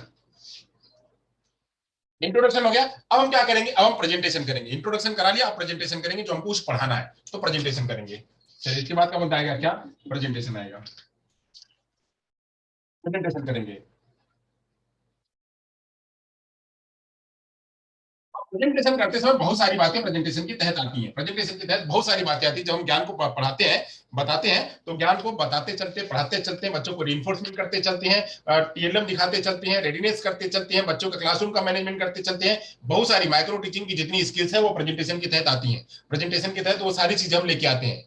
प्रेजेंटेशन हमारा सबसे बड़ा एरिया होता है। जब हम 40 मिनट का लेसन लेते हैं, 25 मिनट का लेसन लेते हैं, 1 घंटे का लेसन लेते हैं, तो प्रेजेंटेशन एरिया हमारा थोड़ा बड़ा होता है, इंट्रोडक्शन एरिया हमारा छोटा होता है, रिकैपिचुलेशन एरिया हमारा छोटा होता है, हमारा इवोल्यूशन एरिया छोटा होता है, जबकि प्रेजेंटेशन एरिया हमारा बड़ा होता है। तो प्रेजेंटेशन एरिया में हम सारी चीज लेके आते हैं कि बच्चों को हम स्टिमुलेट करेंगे, बच्चे को हम रीइंफोर्स करेंगे, बच्चे में प्रोबिंग क्वेश्चंस करेंगे, बच्चे में जो है बच्चों को हम टीएलएम दिखाएंगे, बोर्ड वर्क करेंगे, ये सब कुछ मैंने क्लासरूम का मैनेजमेंट करेंगे, ये सब कुछ देखते हैं प्रेजेंटेशन में आता है। तब प्रेजेंटेशन कर लिया। अब हम प्रेजेंटेशन करते करते करते करते करते करते हम जो है ज्ञान को यहाँ पे क्या करेंगे, ज्ञान को फिक्स भी करेंगे, ज्ञान को फिक्स भी करेंगे। तो फिक्सेशन, अब हम प्रेजेंटेशन कर लिए तो फिक्सेशन करेंगे कि क्या यह समझा। अच्छा, तो जरा मुझे ये बताइएगा कोई यहाँ पे कि हमने यहाँ पे जो चार पिलर थे, चार पिलर में जो तीसरा वाला पिलर था वो क्या था। चार पिलर थे, एक पिलर यहाँ पे, दूसरा पिलर यहाँ पे, तीसरा पिलर यहाँ पे, चौथा पिलर यहाँ पे। तो ये जो तीसरा वाला पिलर था इसका क्या नाम था, कोई जवाब दे दो फटाफट, जल्दी से, क्विक, जल्दी से जवाब दे। जो तीसरा वाला पिलर था, इस तीसरे वाले पिलर का क्या नाम था, quick quick quick quick. Very good very good very good Manish Kumar. ठीक, यहाँ पे क्या था, इवेल्युएट था। तो मैं आपके इसी बीच में आपको अटेंशन भी किए रह रहा हूँ कि आप जो है कहीं और ना जाए, कहीं और ना जाए। तो प्रेजेंटेशन करते समय जो पढ़ा रहे हो आप, जो पढ़ा रहे हो वो बच्चे को फिक्सेशन भी करते चलना है। यहाँ पे एक मैंने बताया, दूसरा एक जो मैं यहाँ पे ले रहा था 26 26 × 6 ये वाला लेता हूँ, पढ़ा रहा हूँ, मान लीजिए ये हमारा नया नॉलेज है। तो हमने यहाँ पे बताया कि 6 में 6 किया तो कितना हुआ, तो 36 हुआ। 36 को यहाँ पे 6 लिखेंगे, 6 में 2, 6 दूनी 12, 12 3 15। अच्छा, यहाँ पे 36 था तो यहाँ पे 6 हमने लिखा हुआ था, यहाँ पे 3 है तो 3 कहाँ लिखेंगे, 3 को क्या करेंगे, तो 3 को क्या करेंगे, तो 3 को हम जो है ये इसका इसमें मल्टीप्लाई करेंगे और 3 इसमें जोड़ देंगे। तो ये जो है साथ साथ में पूछते चलेंगे, फिक्सेशन करते चलेंगे कि क्या करना है क्या नहीं करना है, ये सब काम फिक्सेशन करते चलेंगे।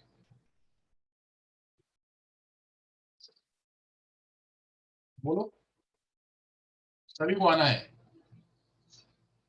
यूनिफॉर्म में आना है।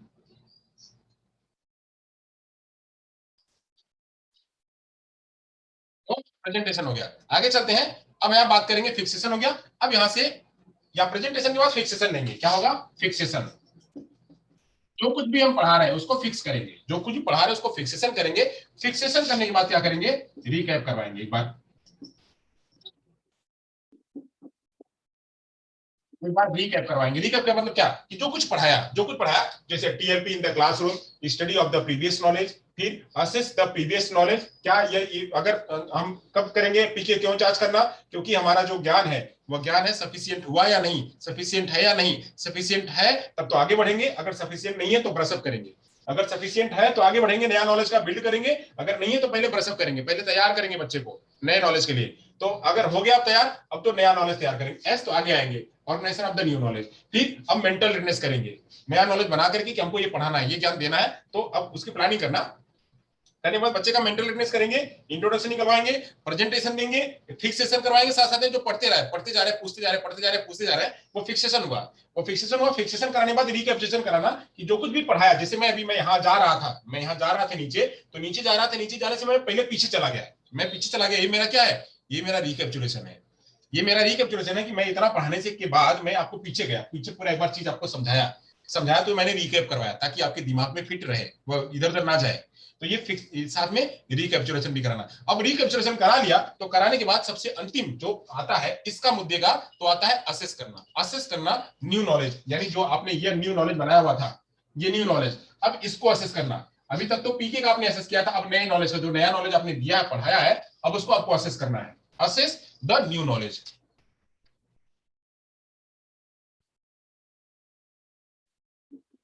Assess the new knowledge.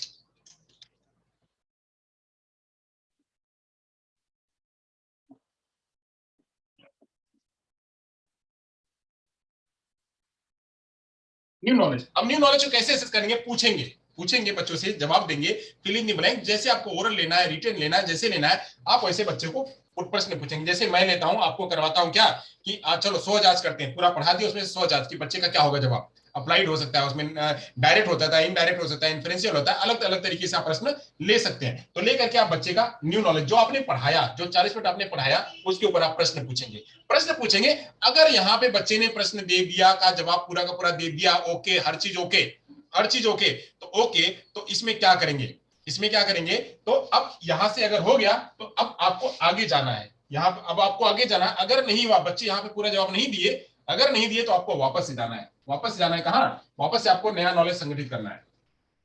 If S, अगर एस, अगर हाँ हो गया, बच्चे ने जवाब यहाँ पे दिया, आशीष आपने नया नॉलेज चेक किया, मूल्यांकन किया, जैसे मैं आप इसे यहाँ जवाब लेता हूँ तो आप लोग उत्तर देते हैं, सभी में उत्तर लगभग लगभग आते हैं सभी के। अगर आपने एस दिया तो हमको आगे बढ़ना है, आगे की प्रक्रिया लेनी है। एन के एक्वायर्ड, यहाँ पे मुद्दा लेते हैं, इज इज एनके एक्वायर्ड, अगर एनके एक्वायर्ड हुआ, अगर एनके एक्वायर्ड हुआ मतलब बच्चों बच्चों को एनके आ गया तो हम आगे की प्रक्रिया लेंगे, तब हम आगे की प्रक्रिया लेंगे। अगर एक्वायर नहीं हुआ, नो, अगर नो, बच्चे ने समझा नहीं, बच्चे ने अगर समझा नहीं तो क्या करेंगे, हम वापस से प्रक्रिया बनाएंगे, वापस से हम जो है अपने ज्ञान को दूसरे तरीके से लेके जाएंगे। अगर नो तो क्या करेंगे, वापस से हम यहां आएंगे। अगर नहीं आया, नहीं आया तो तुमको वापस से जाना है, वापस से क्या बनाना है, एनके, एनके को वापस से बनाना है, एनके को वापस से बनाना है, उसको सुधार करना है, एनके में सुधार करना है, अलग तरीके से बनाना है। बच्चों का लेवल जो आपने पढ़ाया वो लेवल अच्छा नहीं था, आपको वापस करना है, वापस से सुधार करना है, सुधार करके उसी चीज को बच्चों को वापस से रेडीनेस कराना है, इंट्रोडक्शन करवाना है, प्रेजेंटेशन करवाना है, फिक्सेशन करवाना है, रिकैप्चुलेशन करवाना है, आपको वापस से चेक करना है। अब अगर बच्चे ने समझ लिया तो आपको आगे जाना, अगर अभी भी नहीं समझा है तो आप अभी भी आगे नहीं जाएंगे, अभी भी बच्चे को दोबारा से पढ़ाएंगे। जब तक बच्चे को नहीं आएगा, जब तक नया नॉलेज आ नहीं जाएगा, नया नॉलेज बच्चे को ग्रहण नहीं हो गया, तब तक आप उसको रिपीट करके पढ़ाते रहेंगे, पढ़ाते रहेंगे, पढ़ाते रहेंगे, और ये पूरी प्रक्रिया चलती रहेगी। यहां तक हो गई एक प्रक्रिया। अब इसके बाद अभी यही टीएलपी खत्म नहीं होता, टीएलपी इसके बाद की प्रक्रिया, इसके बाद की प्रक्रिया क्या है, अब हम यहाँ पे चेक करेंगे कि अब हम फॉलोअप लेंगे। जैसे हमने कहा था कि फॉलोअप लेना, तो अगर हो गया एस, अगर एस हुआ तो हम लेंगे फॉलोअप, फॉलोअप उसके आगे का पार्ट लेंगे, उसके आगे का या उसको अलग तरीके से बच्चों को पढ़ाएंगे, फॉलोअप लेंगे। अब यहाँ पे आगे आएगा फॉलोअप लेना, फॉलोअप लेना, हमने कहा था इवैल्यूएशन के बाद फॉलोअप आता है, तो फॉलोअप लेंगे। अब फॉलोअप लेंगे, फॉलोअप लेने के बाद अब फॉलोअप में हम चेक करते हैं, यहां तक अगर हो गया हो तो हम यहां चले आगे चलते हैं, नहीं यहाँ पे नहीं, चलिए यहीं ले लेते हैं। फॉलोअप हो गया, अब ये हम फॉलोअप को यहां से लेके आते हैं, मान लीजिए हम यहाँ पे फॉलोअप लिखते हैं, ये हुआ फॉलोअप, फॉलोअप। अब फॉलोअप जब हम लेंगे तो फॉलोअप के बाद क्या करेंगे, फॉलोअप में चेक करेंगे कि एप्लीकेशन, बच्चों के पास एप्लीकेशन हुआ है कि नहीं। फॉलोअप हम पढ़ा लेंगे, फॉलोअप कर लेंगे, एक लेसन फॉलोअप का ले लेंगे। फॉलोअप करने के बाद अब हम यहाँ पे चेक करेंगे, चेक करेंगे कि क्या बच्चों को एप्लीकेशन आ रहा है, क्या बच्चे अप्लाई कर पा रहे हैं, वो जो ज्ञान था, वही जो गणित थी, गणित हमने पढ़ाया उसको अप्लाई कर पा रहे हैं अलग अलग जगहों, क्या जैसे मैंने आपको पढ़ाया कि रोज रोज हम पढ़ाते हैं आपको कि थॉर्नडाइक के 3 नियम है, थॉर्नडाइक के 3 नियम है, तो 3 नियम है, एक तत्परता का नियम है, एक अभ्यास का नियम है, एक प्रभाव का नियम है। अभ्यास का नियम हम जो है दूसरी जगह पे करते हैं, जो तत्परता का नियम है लेसन में पढ़ाने से पहले करते हैं, और जो प्रभाव का नियम है हम असेसमेंट में करते हैं। ये सब चीजें करते हैं, कहाँ कहाँ करते हैं, तो उसका क्या आप अप्लाई कर पा रहे हो अलग अलग जीवन में। मैंने आपको स्कीमा पढ़ाया हुआ था, मैंने आपको एजिमुलेशन पढ़ाया हुआ था, स्कीमा पढ़ाया हुआ था, एजिमुलेशन पढ़ाया हुआ था, एकोमोडेशन पढ़ाया था, उस पर अलग अलग प्रकार के प्रश्न लिए हुए थे, तो आपने स्कीमा को एजिमुलेशन को उस प्रश्न में अप्लाई किया, आपने स्कीमा को और एजिमुलेशन को आपने उस प्रश्न में अप्लाई किया, अप्लाई करके आपने जवाब दिया। मैंने आपको नियम बताए, मैंने आपको नैतिकता के नियम, नैतिकता के बताए कि जो है pre conventional stage, conventional stage, post conventional stage, ये आपने पढ़ा, आपने पढ़ा उसको फिर जवाब दिया, अप्लाई किया, जवाब दिया। वैसे यहाँ पे है फॉलोअप लेना, ये जो आपने पढ़ाया नया नॉलेज हो गया, अब इसको अप्लाई बच्चा कर पा रहा है कि नहीं वो चेक करना, वो चेक करना कि असेस एप्लीकेशन ऑफ एनके। यहाँ पे आप लेंगे क्या, असेस एप्लीकेशन, एप्लीकेशन ऑफ एनके, नए नॉलेज का अप्लाई, नए नॉलेज का अप्लाई, क्या आप अप्लाई कर पा रहे हैं क्या। जैसे मैंने प्रश्न पूछा, सीधा प्रश्न नहीं है, इनडायरेक्ट प्रश्न है, इनडायरेक्ट प्रश्न है या इन्फ्रेंशियल प्रश्न है। अब इन्फ्रेंशियल प्रश्नों में आप जवाब दे पा रहे हैं नहीं, इसको आप अप्लाई कर पा रहे हैं नहीं दैनिक जीवन में, दैनिक जीवन में अगर आप अप्लाई कर पा रहे हैं तो ठीक, तो ठीक। अब यहाँ पे अगर बच्चा एनके का इस्तेमाल कर रहा है अप्लाई करते समय, एनके का इस्तेमाल कर रहा है अप्लाई करते समय, तो ठीक है आगे जाएंगे। यहाँ पे लिखेंगे इज चाइल्ड यूजिंग एनके, इसमें इज चाइल्ड यूजिंग एनके, क्या बच्चा एनके का इस्तेमाल कर रहा है, मतलब जो आपने पूरा सीखा हुआ था। मैंने कहा कि आपको मतलब एक व्यक्ति है, एक लड़का है, एक भैंस को देख करके गाय कहता है, भैंस को देख करके गाय कहता है, तो एजिमिलेशन होगा या जो है वो एकोमोडेशन होगा। तो आपने कहा नहीं ये तो एजिमिलेशन ही होगा, जब गाय में उसको कंफ्यूजन होगा तब जाकर के एकोमोडेशन होगा। तो आपने जब ये समझा, आपने उसको अप्लाई किया, स्कीमा को, एजिमिलेशन को, एकोमोडेशन को आपने अप्लाई किया, तो यहाँ पे आप क्या कर रहे हैं, एनके को जो आपने पूरा पढ़ा हुआ उसका आप इस्तेमाल कर रहे हैं। यहाँ पे इज एनके एक्वायर्ड यूजिंग, अगर यूजिंग एस, अगर हाँ, अगर हाँ तो आगे बढ़ेंगे, आगे बढ़ेंगे क्या, 4R चेक करेंगे बच्चे का, 4R चेक करेंगे। अगर बच्चा एक्वायर कर रहा है तो 4R चेक करेंगे, 4R चेक करेंगे। 4R में 4R क्या होता है, तो 4R के लिए होते हैं यहाँ पे क्या, रेफरिंग, 4R होते हैं क्या मैं 4R यहाँ लिख देता हूँ, 4R होता है रेफरिंग, रेफरिंग, रिमाइंडिंग,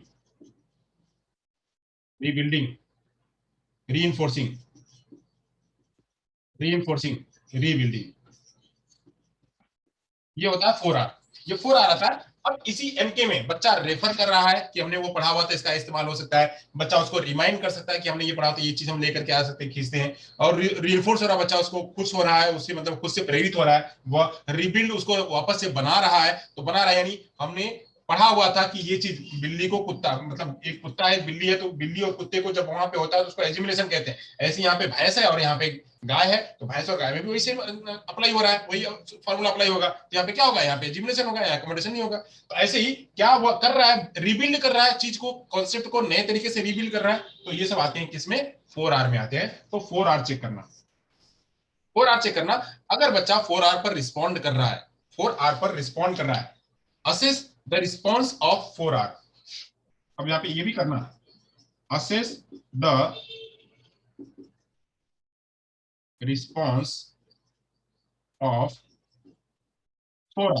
अगर बच्चा 4R पर रिस्पॉन्स कर रहा है, तब अब हम यहाँ पे समझ लेंगे कि बच्चा जो है क्या हुआ, बच्चा एनके प्राप्त कर लिया है। अब यहाँ पे जो एनके होगा आपका, यही एनके, एनके बच्चे ने एक्वायर कर लिया है। अब यही एनके बिकम पीके हो जाएगा, एनके बिकम पीके। अब यहाँ पे एनके आपका पीके बन जाएगा। यानी इतनी पूरी प्रक्रिया टीचिंग लर्निंग प्रोसेस में काम आती है कि टीचिंग लर्निंग प्रोसेस में पहले यहां तक तो आपने समझ लिया, यहां तक में पहले आपको स्टडी ऑफ प्रीवियस नॉलेज करना है, बच्चे का पूर्व ज्ञान जांच करना है। पूर्व ज्ञान जांच करने के बाद जांच लेंगे, अगर है तो ठीक है आगे बढ़ेंगे, नहीं है तो ब्रशअप करेंगे। ब्रशअप करने के बाद फिर वापस से आएंगे तो नया नॉलेज बनाएंगे, बच्चे का मेंटल रेडनेस करेंगे, इंट्रोडक्शन कराएंगे, प्रेजेंटेशन करवाएंगे, फिक्सेशन करवाएंगे, रिकैप्चुलेशन कराएंगे, असेस करेंगे नया नॉलेज, नया नॉलेज असेस करेंगे। अगर नया नॉलेज बच्चे ने एक्वायर करा हुआ है तब तो ठीक आगे जाएंगे, अगर नहीं करा हुआ तो वापस से नया नॉलेज बनाएंगे। नया नॉलेज बना लिया फिर आप बना करके ये सब सारी प्रक्रिया करेंगे। अगर बच्चे ने किया हुआ तो आगे बढ़ेंगे। आगे बढ़ेंगे कैसे, फॉलोअप लेंगे, दूसरा लेसन लेंगे या उसी उसी के जैसा दूसरे लेसन पढ़ाएंगे। पढ़ाएंगे, पढ़ाने के बाद अब ये चेक करेंगे कि क्या बच्चा जो है यहाँ पे अप्लाई कर पा रहा है। अप्लाई मतलब इन द सेंस कि वो अलग अलग सिचुएशन में उसी बात को, उसी चीज को जो आपने गुड़ा पढ़ाया था, जो आपने भाग पढ़ाया था, जो कॉन्सेप्ट सिखाया था, उस कॉन्सेप्ट को अलग अलग जगहों पे वो इस्तेमाल कर रहा है। मान लीजिए कि यहाँ पे मैं बताता हूँ कि नमस्ते करना, अभिवादन करना। अभिवादन करना आपने बच्चे को सिखाया कि अभिवादन करते हैं, तो अभिवादन करते हैं क्या खाली वो मम्मी को देख करके, टीचर को देख करके अभिवादन करता है, या हर बड़े को देख करके अभिवादन करता है? अगर वो हर बड़े को देख करके अभिवादन कर रहा है, इसका मतलब कि वह क्या है, आपने अभिवादन वाली प्रक्रिया यहाँ पे सिखाई, सिखाने के बाद आपने उसका फॉलोअप लिया। फॉलोअप लेने में आपने ये देख रहे हैं कि जो अप्लाई आपने बताया, जो ज्ञान बताया, वो हर जगह पे अप्लाई कर रहा है, हर जगह पे अप्लाई कर रहा है, चाहे भगवान हो, चाहे जितने जो भी बड़े लोग हैं, उन सभी जगह को नमस्ते कर रहा है। नमस्ते कर रहा है इसका मतलब कि उसने एप्लीकेशन यूज किया। तो यूज किया, वो जो नया नॉलेज था उसको वो यूज कर रहा है, यूज कर रहा है। अब यहां तक तो हो गया। अब हम इसमें एक चीज और देखेंगे, और देखेंगे क्या, 4R। 4R को भी देखेंगे, चेक करेंगे कि बच्चा 4R भी अप्लाई कर पा रहा है कि नहीं। 4R में क्या होता है कि रेफर करना, रेफर करना। अच्छा, टीचर ने बताया हुआ था कि जब बड़े होते हैं तो उनको नमस्ते करते हैं, नमस्ते करते हैं, और नमस्ते करने के बाद जो छोटे होते हैं उनसे हाथ मिला, मतलब जो हमारे समाज समान के होते हैं उनसे हाथ मिलाते हैं, उनसे जो होते हैं समान उनसे हाथ मिलाते हैं, जो सबसे छोटे होते हैं उनको उनको आशीर्वाद देते हैं। ये 3 प्रक्रिया बताई हुई थी टीचर ने। तो क्या ये तीनों प्रक्रिया प्रक्रिया वहां पे आ गया, कोई आ गया, कोई व्यक्ति आ गया, छोटा आ गया, तो वहां पे क्या करना है, उसको नमस्ते करना है, उसको हाथ मिलाना है, क्या करना है। ये तीनों में से कौन सी प्रक्रिया यहाँ लागू होगी, कौन सी प्रक्रिया लागू होगी, वह रेफर करेगा। रेफर करने के बाद यह सटीक लगाएगा, नहीं नहीं नहीं नहीं, टीचर ने बताया हुआ था बड़े को नमस्ते करना है, तो बड़े है ना, इनको नमस्ते करना है, हाँ हाँ, नमस्ते नमस्ते नमस्ते। छोटा है वो आशीर्वाद, उसने बोला नमस्ते तो आशीर्वाद आशीर्वाद आशीर्वाद। कोई हमारा साथ आ गया, हाथ मिलाओ हाथ मिलाओ हाथ मिलाओ, टीचर ने हमारे कहा था हाथ मिलाने के लिए, हाथ मिलाओ। तो यह रिमाइंड कर रहा है, रिमाइंड कर रहा है। रेफर किया, रेफर करने के बाद रिमाइंड करना, फिर किया, वो भी हाथ मिलाया, वाह वाह, अरे वाह, गुड, सामने स्क्रीन है, वाह शाबाश शाबाश। यानी उसको लगा कि मैंने जो ज्ञान लिया हुआ मैं अप्लाई कर रहा हूँ, तो उसको रिइंफोर्स होना, रिइंफोर्स होना, फिर उसको बना लेना बिल्कुल स्कीमा को, शॉर्ट टर्म मेमोरी से लॉन्ग टर्म मेमोरी लेकर के बैठा लेना। यहाँ बच्चा जो है उसको रिबिल्ड भी कर पा रहा है, रिबिल्ड कर पा रहा है। तो ये 4R के रिस्पॉन्स को भी चेक करना। तो 4R अगर बच्चे ने कर लिया, 4R भी बच्चा ने अब अप्लाई करना सीख लिया, अपने इस एनके में जो नया ज्ञान है, उस नए ज्ञान में 4R तक भी बच्चे ने अप्लाई करना सीख लिया। अब जाकर के यह ज्ञान जो हमारा था, यह ज्ञान था, वो चाहे हमारा भाग का गुणा का भाग हो, भाग पाठ हो, चाहे मैंने वो बच्चों को अभिवादन करने वाला बात बताया हो, चाहे मैं जो पढ़ा रहा हूँ ये बात हो, तब जाकर के क्या होगा, एनके पीके बनेगा। अब यह पीके जो है यहाँ आ जाएगा, जब हम दूसरा वाला लेसन पढ़ाएंगे तो पीके को असेस करेंगे, पीके की स्टडी करेंगे, पीके स्टडी करेंगे। अब यहाँ पे यह वाला क्या बन गया, यह नया नॉलेज था, नया नॉलेज खत्म हो गया, पुराना बन जाएगा, ये पुराना बन जाएगा, पुराना बन जाएगा, पीके बन जाएगा, प्रीवियस नॉलेज। यानी ये आज की बात थी, ये कल आएंगे तो ये पीके बन जाएगा, पीके बन जाएगा तो पीके को वापस से ब्रशअप करेंगे, फिर ये पूरी प्रक्रिया वापस से चलेगी। इसी को कहते हैं टीएलपी, इसी को कहते हैं TLP, teaching learning process. Teaching learning process में शिक्षक अधिगम प्रक्रिया ये पूरी चलती है। तो प्रक्रिया को पूरी चलाने के लिए इस प्रकार का फॉलो हम जो है, इस प्रकार का चार्ट, फ्लो चार्ट जो है हम इस्तेमाल करते हैं। तो होप आप लोग को समझ आएगा। अब यहाँ पे 4R को थोड़ा सा क्विक समझ लेते हैं कि 4R क्या है। 4R का मतलब क्या है?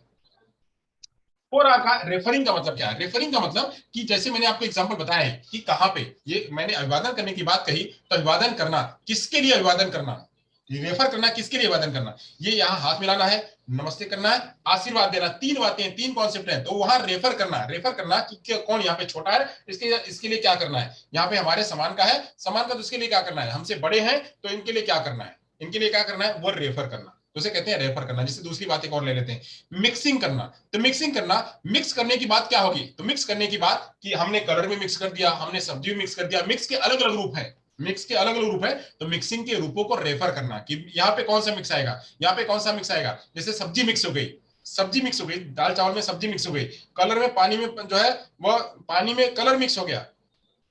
तो ऐसे मिक्सिंग का सवाल जो है वो मिक्सिंग का जवाब निकालना, तो मिक्सिंग का यूज कराना बच्चे को, तो रेफर करके मिक्सिंग का भी जवाब दे पाएगा। रिमाइंड करेगा, हाँ ये सही था, बिल्कुल रिमाइंड करने का भी जवाब वहां पे लेना कि बच्चा जो है उस चीजों को रिमाइंड करेगा। अच्छा यहाँ पे टीचर ने बताया हुआ था, नहीं उस टीचर ने हमको एक बार बताया हुआ था कि छोटा को ऐसे नहीं करते हैं, बताया हुआ था हमको कि छोटे को हाथ नहीं मिलाते, छोटे को आशीर्वाद देते हैं, हमारे समान वाले को हाथ मिलाते हैं, हमने हमसे बड़े वाले को नमस्ते करते हैं। ये उसने अपनी गलती एक बार करी हुई थी, तो गलती से उसने सीख लिया हुआ है कि यहाँ पे ये नहीं करना है। वैसे रेफरिंग करना, रेफरिंग में रीइंफोर्सिंग में जब उसने कर लिया, सही कर लिया, तो वो उसने शाबाशी दिया, या फिर बड़ा हुआ तो बड़े को आपने ऐसे हाथ मिलाने के लिए कर रहे हो, तो वो दिखाओ हाथ मिलाओ, कैसा हाथ मिला भाई, तो आप वहां पे तुरंत आप रीइंफोर्स, भाई ये तो गलती है, नहीं नहीं सर सर नमस्ते नमस्ते, हाथ नहीं मिलाना है, यहाँ पे नमस्ते करना भूल गए, मान लीजिए आप भूल गए कि आप कोई बड़ा व्यक्ति, आप उसको हाथ मिलाने के लिए गए, तो वो हाथ नहीं मिला रहा आपसे, वो नहीं नमस्ते नमस्ते, तो आप वहां से क्या हो रहे हैं, रीइंफोर्स, रीइंफोर्स हो रहा है सकारात्मक रूप में, रीइंफोर्स हो रहा है नकारात्मक रूप में, दोनों रूप में। और फिर आप रीइंफोर्स के बाद आप क्या करोगे, अपने आप को रीबिल्ड करोगे, ये पूरे ज्ञान को वापस से संयोजित करोगे कि हाँ ये बातें हो सकती हैं। तो रीबिल्ड भी यहाँ पे हम ले सकते हैं कि जैसे जैसे हमारे पास क्या मतलब, हमने ये रेफर किया, रिमाइंड किया, ये किया, सब कुछ सही है, सब कुछ सही है, तो हम बिल्कुल अब हम इसको अप्लाई कर सकते हैं। हमने रेफर भी कर लिया, सही हो गया, हमने बिल्कुल पक्का कर लिया, हमने रिमाइंड भी कर लिया, बिल्कुल पक्का हो गया, हम रेनफोर्स हम बिल्कुल अब तैयार है, तो लो चलो अब अप्लाई कर देते हैं, दे देते हैं। इसको कहते हैं रीबिल्ड करना। तो रीबिल्ड करना भी इसके साथ में आता है। तो ये पूरी प्रक्रिया जो है किसके तहत आती है, टीएलपी के तहत आती है। यहां तक अगर आप लोगों को समझ में आया हो तो आगे बढ़ते हैं। आगे क्या बढ़ते हैं, यहाँ पे अब खत्म होता है, यहाँ पे जो है टीएलपी का पूरा पार्ट जो है वो खत्म होता है। खास इसमें 4R की बात करते हैं, वहां पे 3R होते हैं, रीडिंग राइटिंग अरिथमेटिक, जबकि यहाँ 4R हम यूज करते हैं टीएलपी में, रेफरिंग, रिमाइंडिंग, रीबिल्डिंग और रीइंफोर्सिंग और रीबिल्डिंग। यहाँ पे चार बातें हम यहाँ पे इस्तेमाल करते हैं कब, अप्लाई करने के बाद। जो हम अप्लाई करना सिखाते हैं, अप्लाई करने में इन चार चीजों को भी ध्यान में रखते हैं कि बच्चा करने लग रहा है, तब जाकर के